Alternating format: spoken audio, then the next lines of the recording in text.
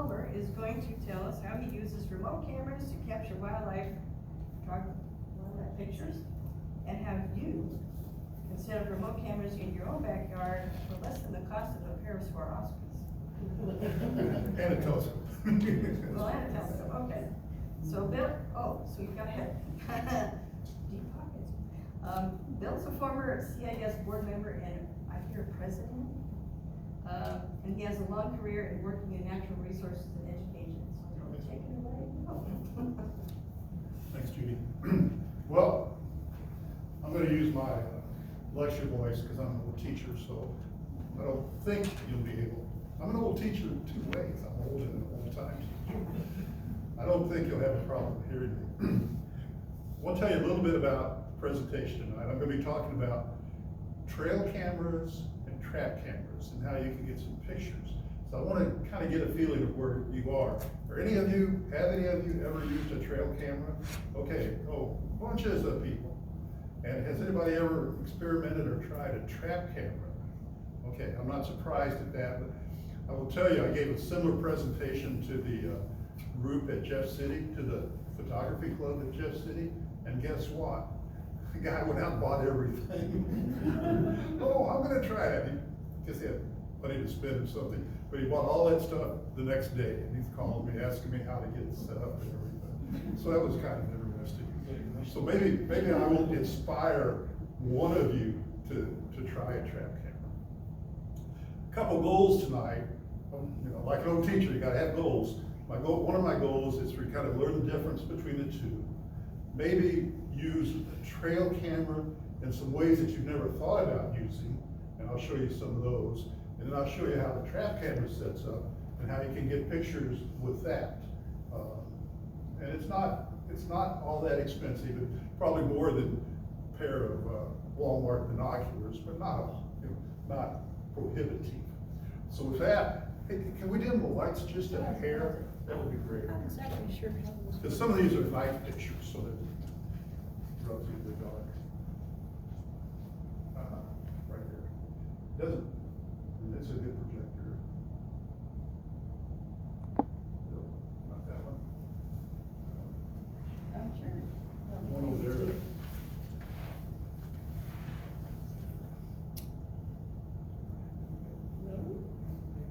Go ahead. That's what those two below the sea.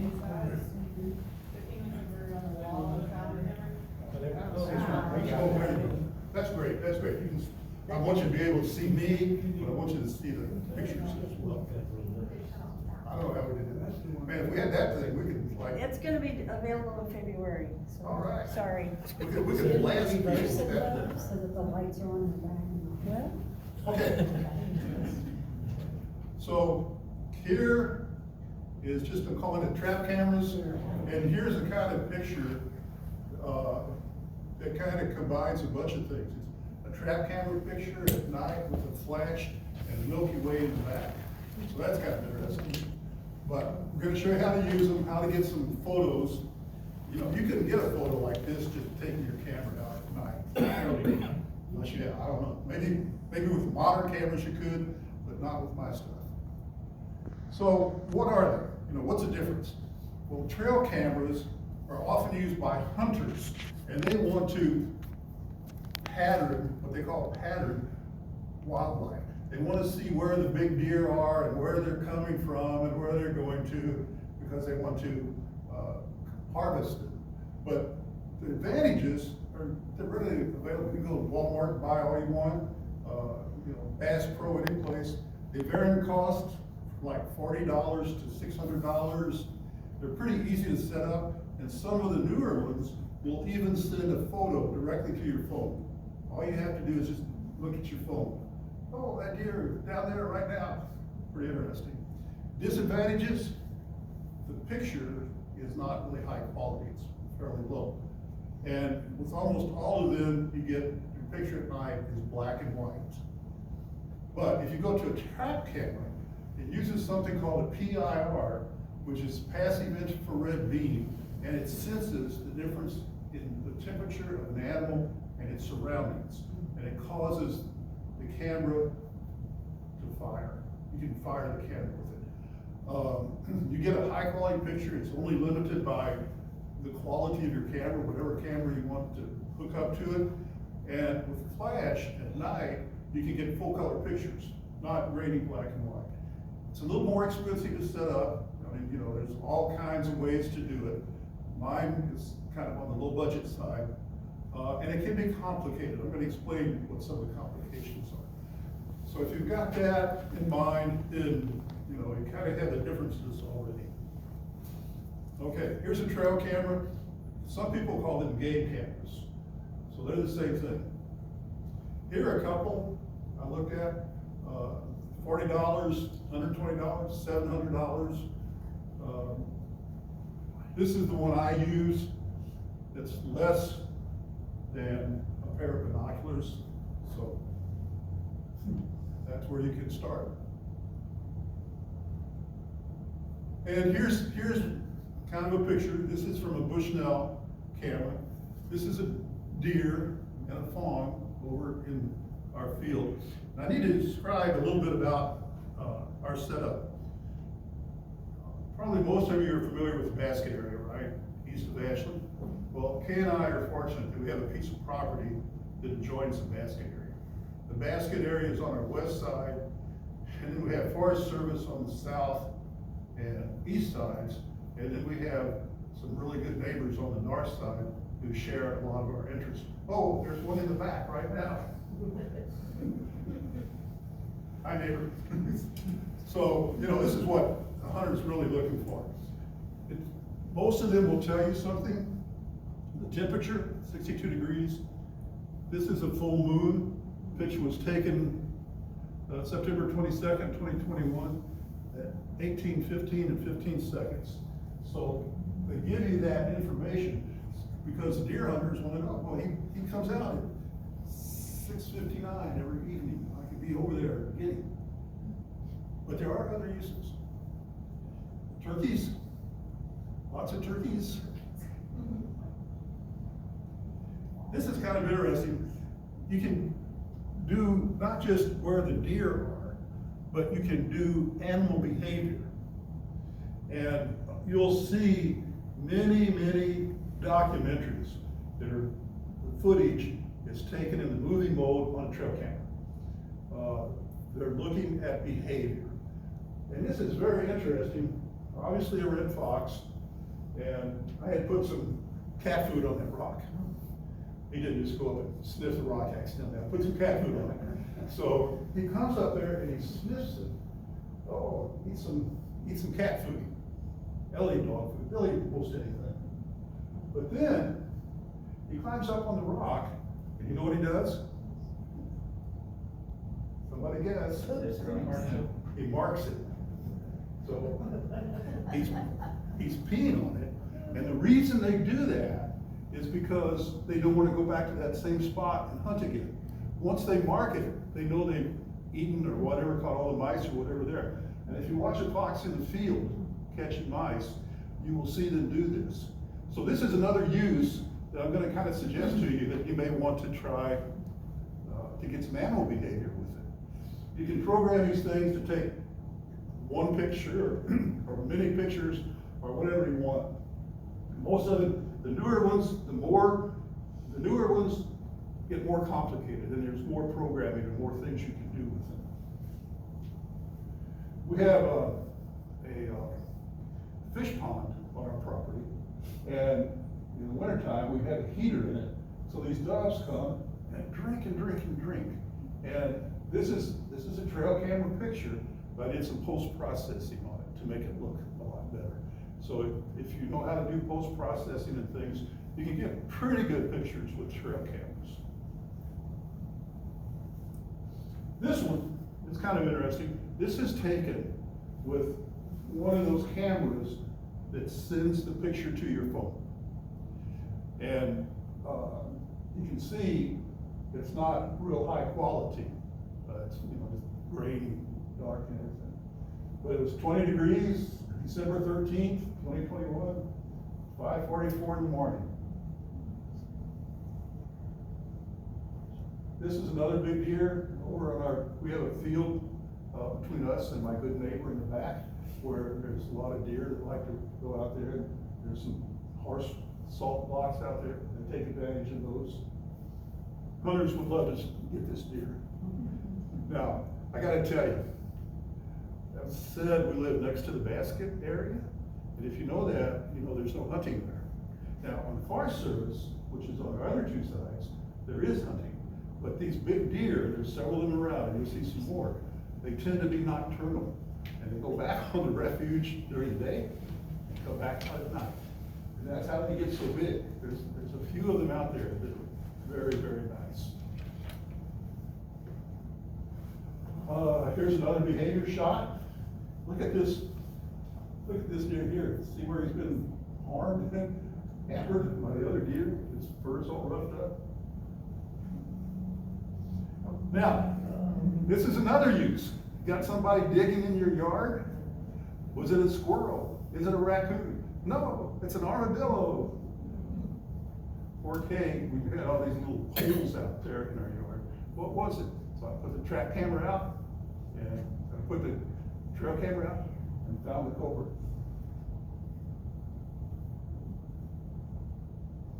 This is interesting. This is our fish pond, and this barred owl has come to it. And I don't know, getting a drink or trying to get fish out of it or what, but he was certainly attracted to it. Again, just another excuse. If you've got a feeder or you've got water somewhere and you don't know what's going on there, I mean, you can't, well, most of us can't watch a feeder 12 hours a day, 24 hours a day. So put a trail camera on it. You can use it for like Project Feeder Watch. We were using one this morning for Project Feeder Watch to get some birds that we happened to look away from. There he is in the water. I think he's going for a fish. That's the heater right there. Just a stock tank heater, but it keeps it open in the winter. Never know what you're gonna get. This is a coyote, hopping down the coyote trail, I guess. Here's another use. We have a little pond and put a wood duck house up there, and I was wondering, oh, are the wood ducks using it? So I put the camera over there. Look, oh, see the male down at the bottom? Get the wrong one. There's a male down at the bottom right there. She's up on there. I mean, it's all designed and everything to be the right size, right hole. But yeah, she went in it. So man, that was so exciting. But there's more to the story. Guess what? This hawk comes and lands on it, and you know, wood ducks disappeared. If that's not enough, the hawk tried to get in it. So you get this. Hopefully, you're seeing some new ways to use these trail cameras. And if that wasn't enough, the barn owl tried to get him. And if that wasn't enough, a raccoon. So I had no luck with wood ducks on that.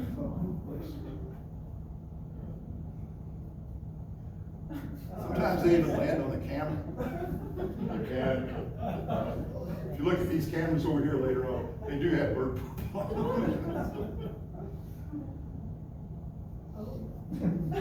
Well, this is the business end of the skunk. That's a dollar trail camera right there, just paid for itself right there.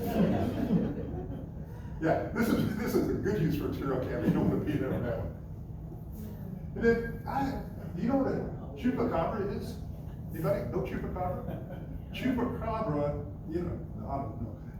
Chupacabra is a mythical animal that lives in the Southwest, typically in Texas. And here's a rendition of it.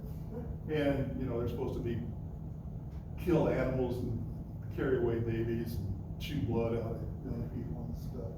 I don't know what this is here. I think it's a chupacabra. Who knows? Really? Any ideas? Hawk, You got any? Huh?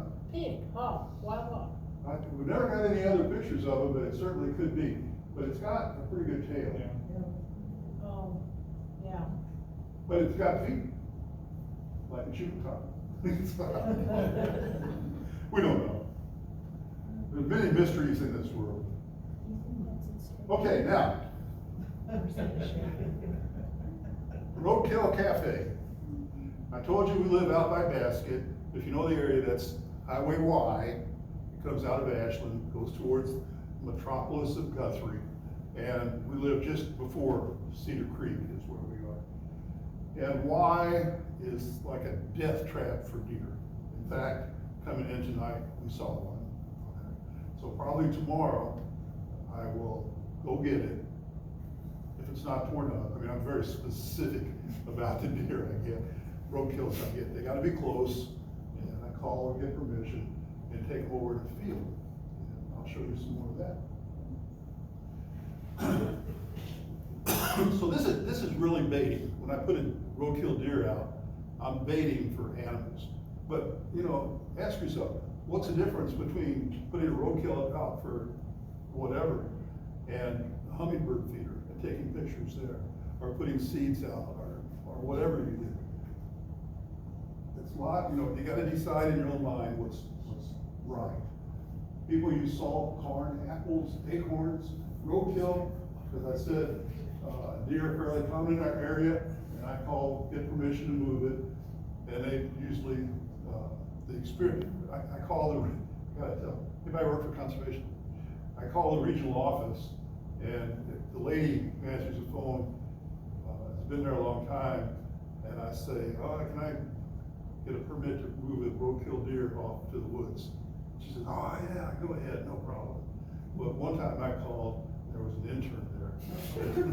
Oh my God, the poor kid didn't know what to do. He had to go get the supervisor.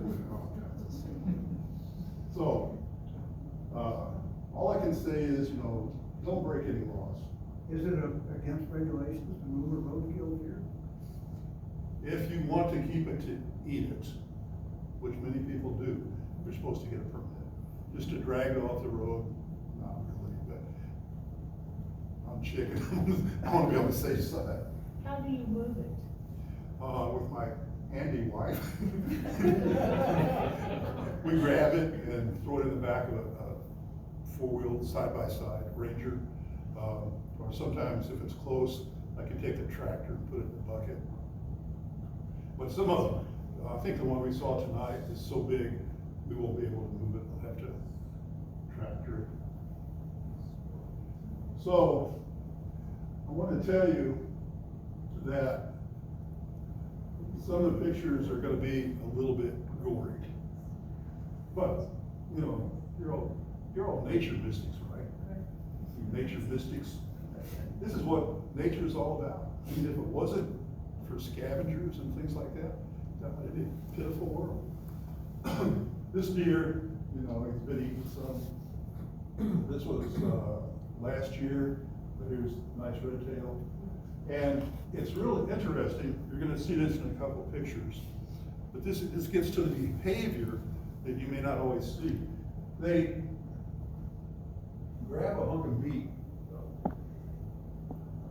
They grab a hunk of meat, that's a hunk of deer, and they take their wings, because some of the meat's still attached, but they take their wings and backpedal and make a tremendous force. And I've seen them, you'll see a picture, it's unbelievable here later, but they can skin a deer, they can pull big hunks of meat off. Obviously they don't chew it. Here's another red tail. There's actually two there. Now, I did not know bar the house were scavengers. Guess what? This one is eating some deer. So this was in January. Probably food was a little bit scarce, so he, going for roadkill.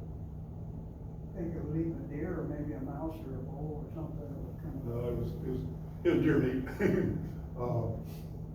This I did not know. This is a great horned owl, and he is scavenging.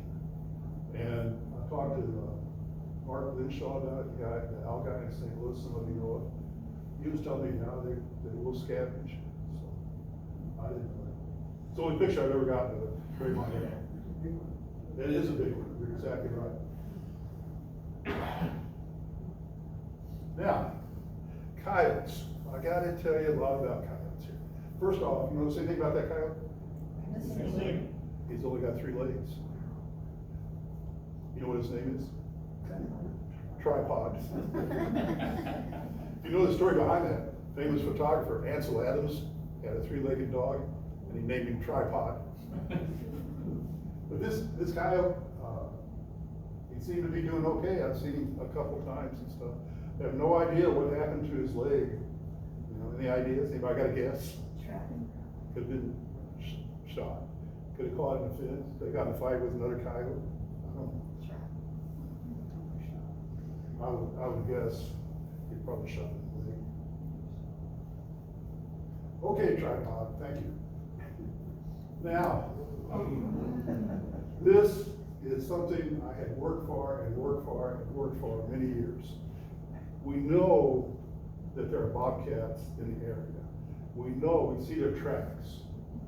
And this bobcat, at the end of December 2018, came to this deer and started feeding on it. And there's one of my cameras back there. This is, again, a trail camera, but I was so happy to get this. I mean, this is, you know, you just don't see this every day. This is how, I mean, this is a trail camera. And I'm gonna tell you right now, you don't know what goes in your yard at night. You don't. When I was talking to the group at Jeff City, my friend Bob is here from the Jeff City group, this one guy says, look at this. And he pulled out his phone and he had a picture of a bobcat in his yard. Who knew? They're so secretive and so quiet that you don't necessarily know they're around. This guy came around and fed on that deer several times. I mean, you know, big deer, that's a lot of food for a bobcat. Walks in front of the camera. And I think he might be marking it there with bobcat scent. And so I'll tell you a little bit more about that later. And look at that. That thing, doesn't he look muscular? Look at that, you know, look at the chest on that guy. Then you get stuff you never know. What the heck is that? UFO. UFO. I don't know what it is. Is that a flying squirrel? Flying squirrel? If you look, I was looking at it earlier. That looks almost like feathers. But I don't know. It could be an owl. I don't know. Something. I just have no idea. I can't tell how close it is to the camera. Maybe it's a moth. Maybe it's a bat. One of those great mysteries for us to figure out. Okay, now we're going to shift gears a little bit. I love this one. Us photographers with the circle. We're going to talk a little bit about trap cameras. We're going to make a shift from trail cameras to trap cameras.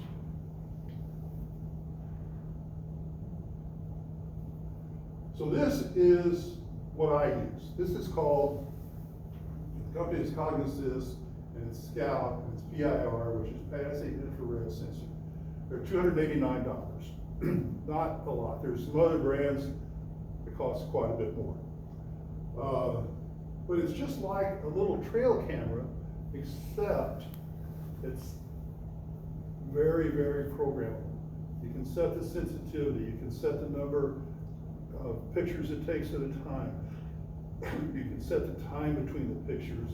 You can set it for 5 pictures, wait 5 seconds, take 5 more. Just all kinds of stuff you can do with it. You can turn it on at night, turn it on at day, whatever. It's just very programmable. Instruction book is like that thick. Take video? If you set your camera to video, it will control the video. I don't do much video. This is my little blind I made quite a while ago. And so I got my Cognisys, and there I am inside. So this was my first setup. The Cognisys is on a tripod on something, and I didn't have any way to keep my cameras dry. So I used